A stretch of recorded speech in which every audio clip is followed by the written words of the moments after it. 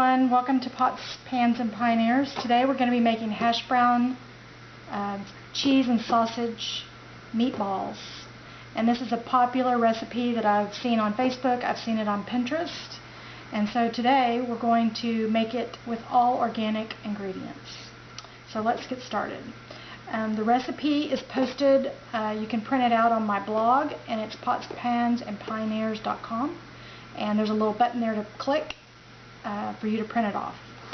Okay, we have 2.5 cups of organic hash browns, and I got these at Whole Foods.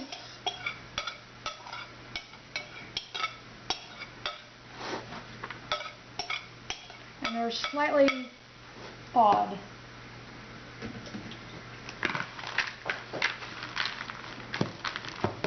And this is 2 cups of browned sausage. You can use breakfast sausage. I chose to just use ground pork, and I spice it up myself.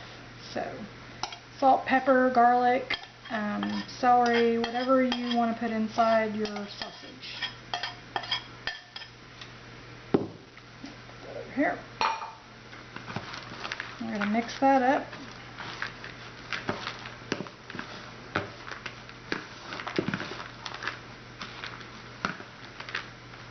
And then we're going to add a cup of cheese.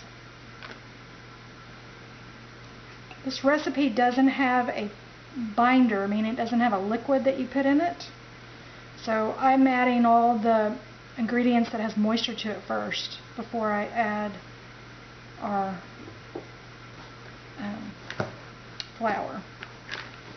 So this is just shredded organic cheese. I'm using Monterey Jack, but you could use sharp cheddar, you could use mozzarella, you could use any other type of cheese. I would stay away from anything like feta. I've not made them with feta, but I understand that feta doesn't work well in meatballs. So get this all mixed up, and then we're going to add the original recipe you find on Pinterest and Facebook. They have Bisquick as an added ingredient, 3 cups of Bisquick. I make a homemade version of Bisquick that I got from Mrs. Volve on YouTube, and I've altered her recipe with my own, and I've added buttermilk powder to it, and I'll post it on the blog so you can print it off if you want to make your own homemade Bisquick mix. But you're going to add 3 cups of Bisquick to this bowl of ingredients. So this is a 1/2 cup measurement I'm using, so I've got to do it a little bit more. 1,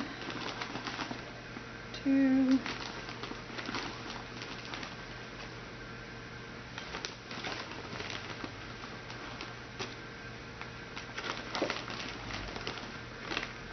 and 3.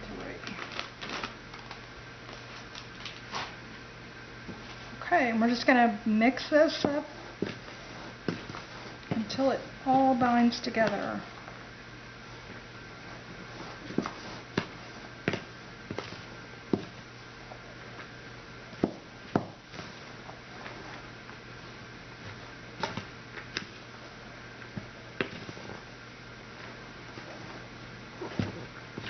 I really think this needs a liquid.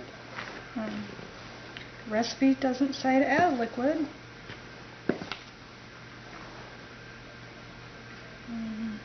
Yeah, see how it's kind of clumping together like it wants to, but maybe we just keep stirring. This will be the first time I've made this. I try to take recipes that I see that people are passing all around, and I try to turn them into organic ingredients. So you're getting just a healthier result. Okay, when we come back, I'm going to form all these in little meatballs, and we're going to put them on the tray and then pop them in the oven. The oven's set at 350, and they go for about 20 minutes.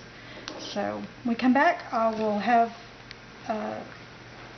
this combined and ready to make into the meatballs. Okay, we're back, And I've filled the tray with the meatballs. I've got a few left to do. I'll do one more. Kind of boring watching somebody make meatballs, so I'm just putting it in my hands and rolling it until it comes into a ball. I added a little bit of milk, maybe 2 or 3 tablespoons, to make sure that I could bind this really well. And this is going to make a lot of meatballs, so what you can do is you can cook all the recipe, and then you could pop them into a Ziploc bag, or even use your food saver and put maybe 12 or 14 to a bag and then seal them up. And then pop them in when you get them out of the freezer, you can heat them up in the microwave or in a toaster oven or something like that. They're great for appetizers, breakfast, or even, snacks. So anyway, I'm going to bake these at 350 for about 20 minutes, and when they come out, we will be back and I will taste test them for everybody. Okay, I have them out of the oven, and they're all browned on the bottom. I've got them in an airtight container, but again, you could freeze these. The recipe that I followed from the Pinterest and Facebook page seems to have a lot of the biscuit mix. I made my own biscuit mix, but I would think I would increase the pork, the ground pork, and the cheese next time I make these, and I'll adjust the recipe for everybody. So don't forget to subscribe to my videos. Give me a thumbs up if you like the video, and you can go to potsandpansandpioneers.com and print off the recipe with no ads or no trouble at all. Thanks everybody. Have a great day.